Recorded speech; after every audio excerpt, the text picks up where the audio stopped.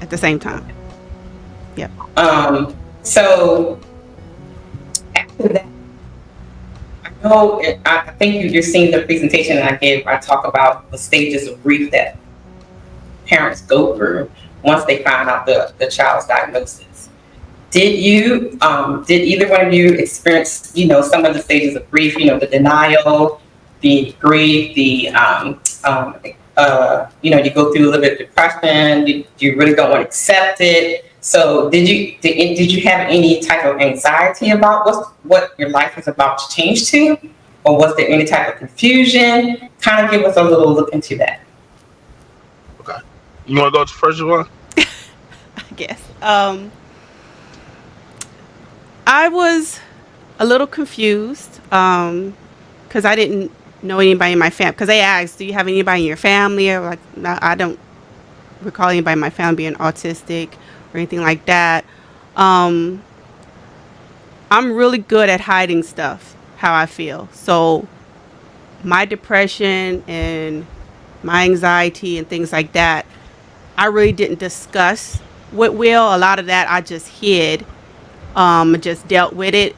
And my thing was, okay, what's next? What's my next move? What's this? Whatever. Anything I was feeling, I just kept to myself. Um, I don't know why I'm like that, but it's just what it is. I was just full focus on, okay, what's next? I think the military kind of with that was just like, okay, the world got to keep going. So what's next? I can't sit and soak all day. You know, which probably was a bad thing. We probably should have just talked about our feelings like that, but we didn't. At least I didn't. So I just kept it going. William? Oh, oh yes. Almost yeah, immediately because I knew about autism, just by learning about it while I was in school. And in the beginning, I didn't really know how to accept it, so I felt like um, it was something that I did, maybe something that I took, maybe a vaccination that I received, and I passed it on when we had children and they were affected by that. It was just a multitude of things that was going through my mind at the time. But however, I was still very optimistic, and Givenchy would tell you this. I always say that they can probably grow out of it. There's a chance that they'll grow out of this, and I just felt like it will make its turn for the better. Was praying about it, and just it was really tough. It was really tough. Especially when they were younger, and trying to be able to fit in with other children that didn't have this diagnosis. As a parent, it's almost like you feel like you want so much for your kids, and at the same time, you feel completely helpless on trying to give them a better life. That's what I was thinking at the time, but eventually over time, I had to realize, like, my son and my daughter are special. They're special kids. They're blessed. I'm a praying man. I'm a Christian man, and I just felt like the Lord is gonna have.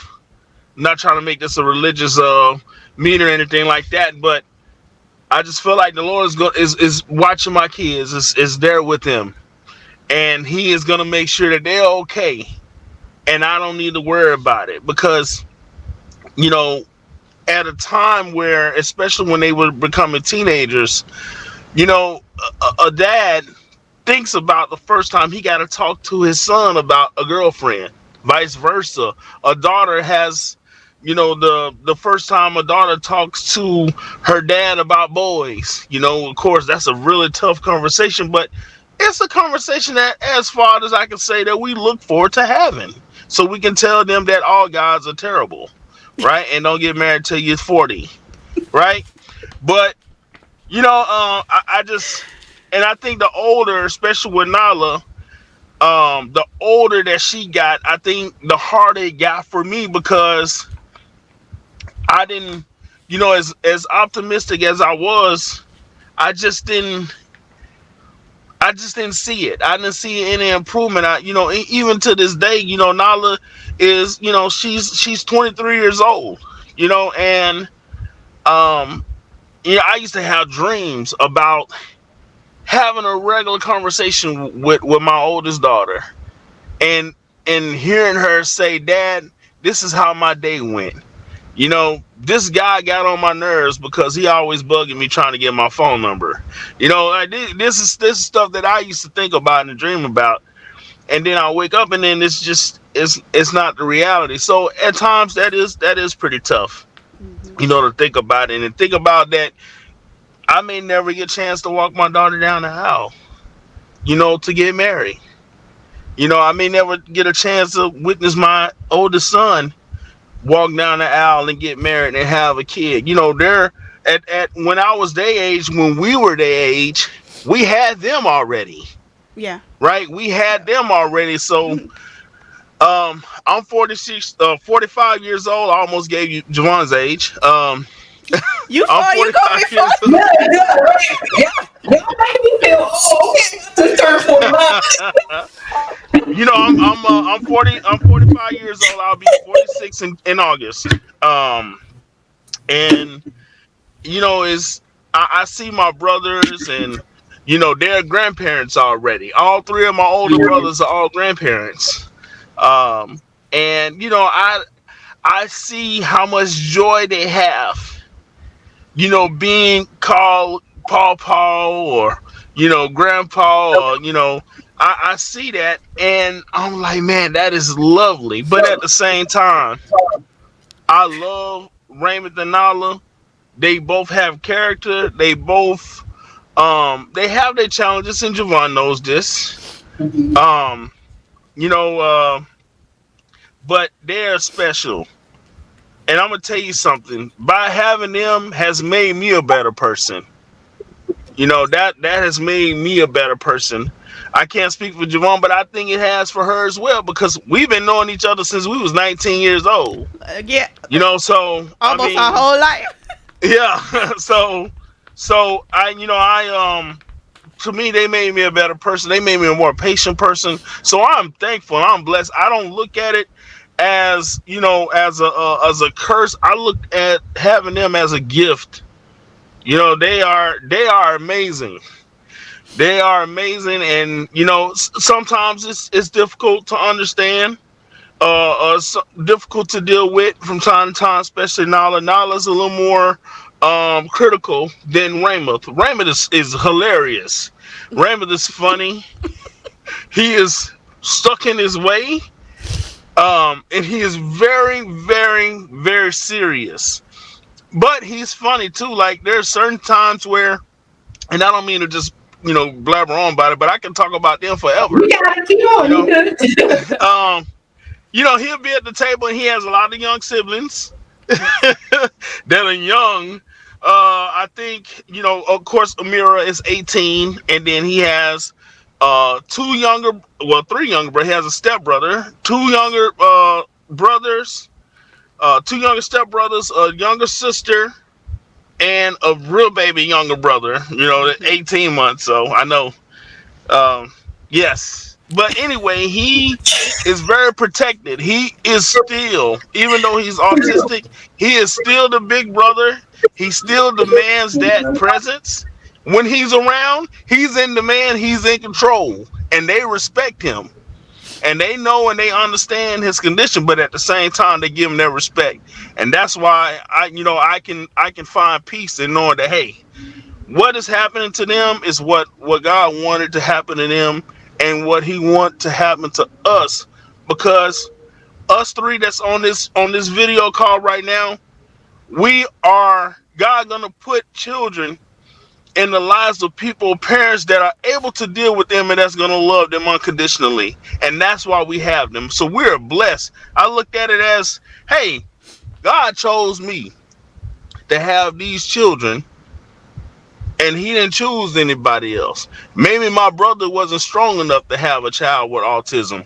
Maybe my sister wasn't strong enough to have a child with autism, or my cousin, or vice versa. But he chose me. He chose Javon because we are able to deal with it. We are able to love our children and deal with the situation, and that's why it's happening.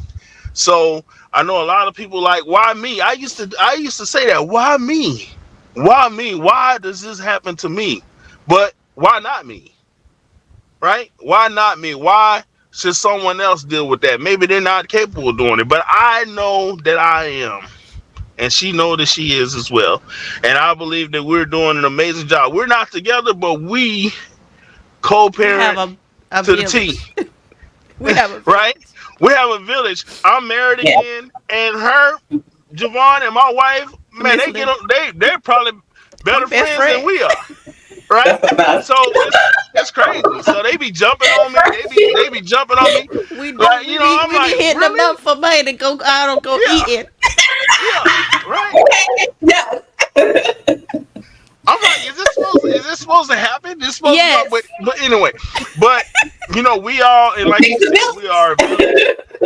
We are a village, and we all do what's best for our kids, and we love them, and they love us, and they're in the right place because it can be a lot worse, and it's not. Yes. Yes. We're So going to talk about yeah, that.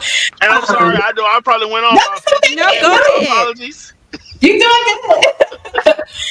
That's good because you really kind of opened up a lot more of the kind of things I was going to ask you. So you Yes, talked ma'am. about a bit about, the hopes and dreams that you had, and then Hmm. you know that you will no longer achieve. So Javon, same question to you, especially as a, because I know with the moms, we want to have that mother-daughter relationship, that kind of thing. Do Hmm. you have some of the same? Did you have some of the same thoughts like William did? I may never get to do this with her, or the communication is different. And how? And this is the second question for both of you. Okay. How do you deal with puberty? Okay. Oh, So, that's a good one. um, I did have those same. I still have those same thoughts and admirations for Nyla and for Raymond because what I'm not a girly girl. Will knows this. I'm a tomboy, but at some point, when Amira went to her prom, I wanted to see Nala go to prom, and she did, but it wasn't the same. Right. I bought the dress. She couldn't say, "Oh, mom, I like this," or I wanted to be take her to thing. You like this dress? Let's try it on. And same thing with my son when we took him to get his suit and stuff. So it was like with her, it's like you have to show her things. You like this or this, and then she just points. So it's not the same as she's getting excited and she's getting her hair done. Oh, mom, I gotta go get my nails done. I gotta get my shoes. And mom, can you give me this dress? It's $2,000, but I know you got it. So I didn't. Don't I call didn't get daddy. to. Yeah, call daddy. Right. I didn't get to experience that with Nyla. That was my first daughter. And I really want to experience that with her.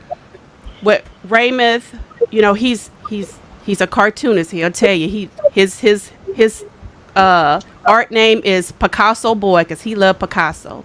But when they were Hmm. little, I put him in sports because me and Will are both sports fanatics, and I Yeah. just wanted to see him like play. Look how tall he is. Like play basketball. Me and your dad played basketball. We wanted to see him out in sports and stuff like that, but it just didn't come. And then I just Yeah. had to be like, this is who they are. Let me lean into who they are and stop trying to push them to be something different because at some point I was like, here, just try baseball out. Just try this, just try that. I was putting them in it, just try it out. If you don't like it, you ain't got to do it again. But I was trying to push him somewhere else, but that's not what he liked. So I just leaned into what he liked instead of forcing something else on him because like he doesn't like it. So I just gave in and be like, this is my son, this is who he is. I'm gonna like whatever he likes. Whatever he wants to go, that's where I'm gonna go. And it flowed better that way. To just let him, he's a child, but basically he the leader. At one like, this is what I like, mom. Follow me. So you like Legos, and he a Lego fanatic. Yeah. I built him a Lego table and everything. I just leaned into what they like. whatever their admirations was, I just leaned into it, did research on it. How can I find a group that's more knowledgeable to their behaviors and what their needs is? Because everything that I put them in, the children were quote unquote regular. You know, they weren't like him. So I had to lean into, okay, how can I find a program that can understand and be okay with how he is and be okay with how Nyla is, you know, and just find out what they're good at and then focus on what they're good at and give them more of what they like to do. And that's just how I handled that, you know. But, you know, Nyla, she's older now, and I still, till this day, wish that she could go out and date. Same thing with Raymond, go out and date, because I want to be that mom, be like, you can't bring that 304 in the house. She not like your mama. She got to go. You know, but I can't, you know, I don't have that experience, and I wish I did have that experience where I could meet the girlfriends and meet the boyfriends, and, you know, but it is what it is. So. Yeah. Let's go. There's not a man that I fear. There's nobody here that can stop me. Cause I'm in a league of my own, yeah. Y'all can just sit back and watch me. They know who I am, they can't imitate. Don't stay in your lane, I'ma set it straight. I'm building my way to the top. You get in my way, you know that I'ma renovate. You know I'm about to lock it. I'm the monster they was looking for, just like the Loch Ness. They think they gon' knock me off the throne, they better stop it. They can never reach me where I'm at, I'm in a rocket cockpit. In other words, you can't touch me. It's like I got the ball and it's rugby. And you won't see me when I'm coming through. You can't stop me, I'm running through. I'm untouchable, yeah. I'm untouchable, yeah. I'm untouchable, yeah. I'm untouchable, yeah. I'm untouchable, yeah. I'm untouchable, yeah. I'm untouchable, yeah. I'm untouchable, yeah. Feed, fight, foe from. I'm the giant that they running from. Taking shots, I think they jumped the gun. If they go against me, then they done. You cannot handle this. I don't think you can pay for the damages. I know when it's gonna be a first place. You gon' need first aid. Think you need bandages. Whoa. You know I'm about to lock it. I'm the monster they was looking for, just like the Loch Ness. They think they gon' knock me off the throne, they better stop it. They can never reach me where I'm at. I'm in a rocket cockpit. In other words, you can't touch me. It's like I got the ball and it's rugby. And you won't see me when I'm coming through. You can't stop me, I'm running through. I'm untouchable, yeah. I'm untouchable, yeah. I'm untouchable, yeah. I'm untouchable, yeah. I'm untouchable, yeah. I'm untouchable, yeah. I'm untouchable, yeah. I'm untouchable. Red Lipstick Vibes, the OG in the motherfucking house.